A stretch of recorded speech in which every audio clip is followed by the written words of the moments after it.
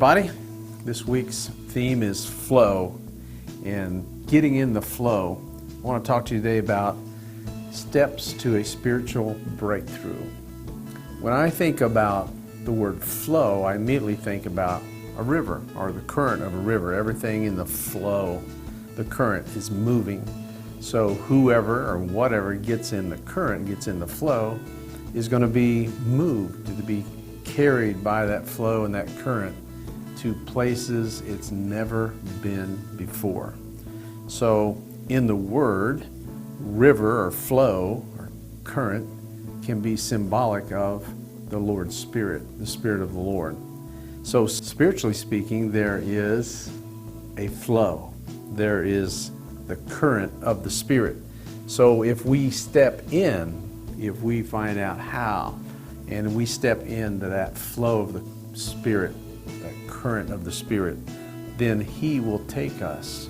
The Spirit of God will take us somewhere we've never been before. In Ezekiel 47, there is a record of a vision that Ezekiel had, and that is a vision from God given to Ezekiel to tell Ezekiel to prophesy. God was saying, I want to take the people somewhere they've never been before. And that message to Ezekiel and to the people of God were, things are going to change. There's going to be a breakthrough. You haven't experienced all that you're going to experience. You haven't received all that you're going to receive. And so that analogy that was used, or that figure of speech that was used to illustrate this, was that Ezekiel was taken to the door of the house, and I believe that was an image of the temple or the place of worship, that this Ezekiel was taken by this guide. And I'm reading from Ezekiel 47, Ezekiel says, he brought me through the waters, and the waters were to the ankles. And then he took me to the waters to a deeper, up to the knees. Then he took me to the waters where it was up to the waist. It was a river that I could not pass over, and the waters were risen, waters enough to swim in, and a river that could not be passed over. And again, this was a symbolic speech of a spiritual happening. So there was a river that could not be passed over, and this river would flow into the desert. And everywhere this river would flow, it would bring healing and life. And so Ezekiel describes how this guide would take him step by step, and it all began in the house of God, or the temple, the house of worship that Ezekiel was familiar with. And so Ezekiel could have said, when this guide led him to the water, he could have said, no, I'm fine just like I am. I'm fine right here in the house of worship or at the temple, but I don't want to go any farther. So like, I'm having good church here, worship is good, the choir is good, the people are good, God's good, I'm just comfortable just like I am.